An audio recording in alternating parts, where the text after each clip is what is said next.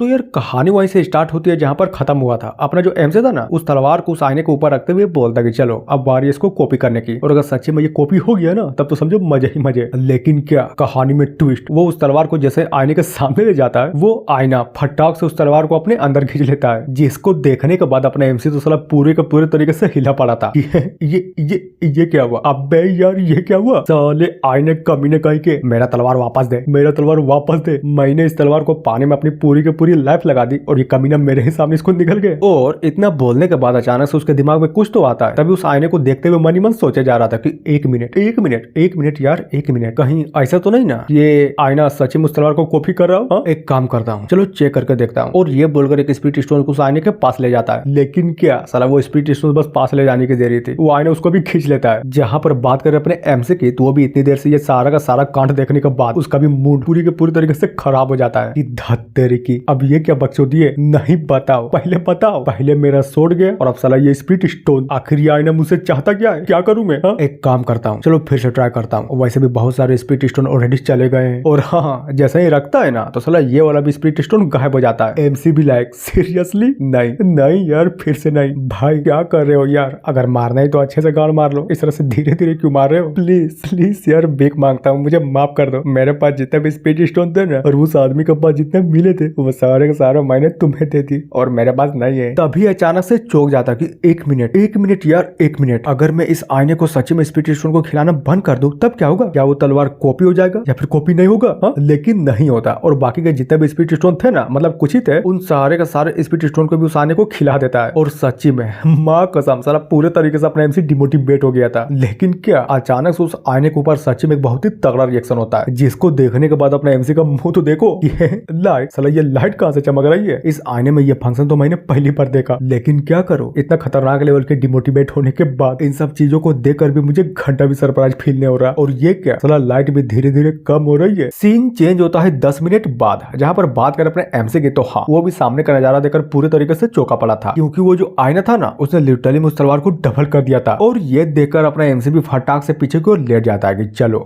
यार चलो, कम से कम कुछ तो अच्छा हुआ। फाइनली मुझे दो तलवार मिल गए, लेकिन कीमत क्या थी? 2000 स्पिरिट स्टोन। माँ कसम से पूरा का पूरा 2000 स्पिरिट स्टोन। मैं तो लुट गया यार, मादर जाति से आईने ने मेरे 2000 स्पिरिट स्टोन खा लिए। दुख तो बहुत हो रहा है, लेकिन क्या करो, साला कुछ भी नहीं कर सकता। अब बातें हैं ड्रैगन के डिमोनिक कोर की ओर, जिसको देखते हुए अपने एमसी भी मन ही मन सोचे जा रहा था कि चलो, हालांकि मैं क्यूआई कंडीशन के 5th लेयर पर तो पहुंच चुका हूं, लेकिन मेरा कल्टीवेशन अभी तक पूरे तरीके से स्टेबलाइज नहीं है। और अगर सच्ची में बिना स्टेबलाइज के मैं इस कोर को खा लेता हूं तब क्या होगा? कहीं मेरे साथ कुछ बुरा तो नहीं होगा ना? छोड़ो यार, खा ही लेता हूँ। और ये बोलकर सच्ची में फाइनली उस कोर को खा लेता है, और खाने के साथ ही वो कोर डायरेक्ट जाकर उसके इनर सी में गिरती है। हालांकि गिरने के बाद इस मोमेंट पे ये इनर सी पूरा का पूरा शांत था, लेकिन क्या तभी अचानक से उथल पुथल मच जाती है और चारों तरफ बस पानी बह जा रही थी। तभी बाहर के साइड हमें अपने एमसी को दिखाया जाता है, जो कि मस्त मगन में कल्टीवेशन किए जा रहा था, और उसकी बॉडी से बहुत ही ज्यादा इंटेंस तरीके से इंप्योरिटीज बाहर निकले जा रही थी, जहां पर इन चीजों के कारण अपने एमसी का ब्रेक थ्रू होता है और वो क्यूआई कंडीशन के 6th लेयर के मिड स्टेज पर पहुंच जाता है। और इसी तरह से अपने एमसी को कल्टीवेशन करते करते कुछ दिन और बीत जाते हैं। तभी आंखें खुलती है और अपना एमसी धीरे धीरे कर उठता है। फिर क्या बिस्तर से उतर कर चले जा रहा था और अपना मुंह धोने लगता है, और जरा एमसी को तो देखो,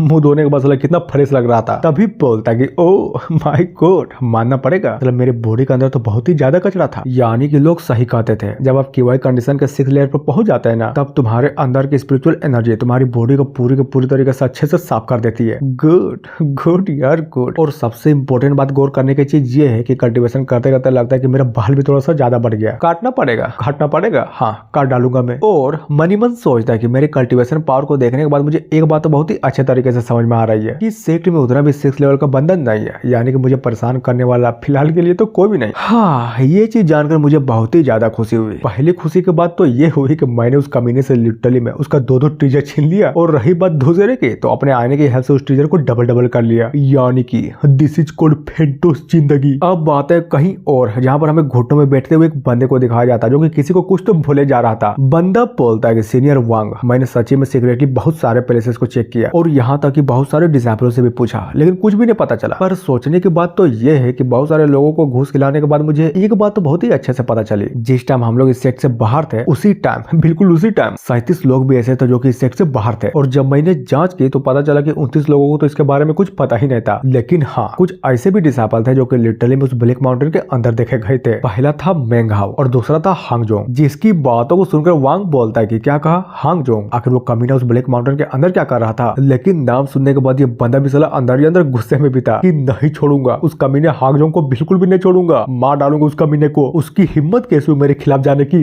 हाँ? और बोलता है कि एक मिनट, पहले वाले बंदे का नाम क्या बोला तुमने? मेंग हाओ ना। अभी ये कौन है? बंदा बता देंगे। अरे यार तुम भूल गए क्या, ये वही बंदा है जिसको आपने गंदे तरीके से कह के ले ली थी, याद आया? हाँ याद आया कि नहीं आया? उधर अगर बात करें वांग की तो वो भी ये सब कुछ सुनकर साला पूरे तरीके से चिढ़ा पड़ा था और अपने हाथों में बहुत ही गौर से उस ब्लड ड्रॉप को देखे जा रहा था। लेकिन क्या धीरे धीरे कर वो ब्लड ड्रॉप भी गायब हो रहा था और एट देन आखिरकार गायब हो ही जाता है। और अपने इनहेरिटेंस को इस तरह से जाता हुआ देखकर ये बंदा भी लिटरली में अंदर ही अंदर फुल गुस्से में था कि नहीं छोड़ूंगा, नहीं छोड़ूंगा, कमीने कहीं के किसी को भी नहीं छोड़ूंगा। साला मेरा इनहेरिटेंस खत्म हो गया, पूरे तरीके से गायब हो गया। और ये सब उस बंदे के कारण हुआ जिसने मेरा खजाना और मेरा डिमोनिक कोर चुरा लिया। बस मिल तो जाए, मार डालूंगा, काट के फेंक दूंगा उस कमीने को। तभी बोलता है कि ठीक है, तुमने मुझे जो भी बताया ना वो जानकर मुझे खुशी हुई, अब तुम यहाँ से जा सकते हो। जिसकी बातों को सुनकर वो बंदा भी फाइनली वहां से निकल जाता है। जहां पर बात करें वांग की तो वो भी उस बंदे के ज्यादा ही खड़ा होते हुए मन ही मन कुछ तो सोचे जा रहा था कि मैंने उस दिन उस फॉर्मेशन का यूज सांप को दबाने के साथ साथ बुराई को भी दबाने के लिए किया था और नसीब अच्छा रहा। और अगर मैंने उस फॉर्मेशन को उलट पाया तब मैं बड़ी आसानी से जान सकता हूँ कि मेरा खजाना लेने वाला वो बंदा था कौन। और मुझे ये भी पता है कि इस चीज को करने के बाद मेरा शरीर और यहाँ तक कि मेरा कल्टीवेशन में भी बहुत ही तगड़ा नुकसान पहुंचेगा। लेकिन कोई नहीं, भले ही मेरा शरीर टूट जाए, भले ही मेरा कल्टीवेशन गिर जाए, लेकिन मैं उस बंदे को खोज के रहूंगा। और ये बोलकर हाँ उस सांप को मारने के लिए जिस फॉर्मेशन का यूज हुआ था ना उसी को उल्टा चला देता है। फिर क्या, इतना बोलने के साथ ही एपिसोड यहाँ पर खत्म होता है। तो मिलते हैं नेक्स्ट वीडियो में जो कि अगले हफ्ते आएगी। So thank you.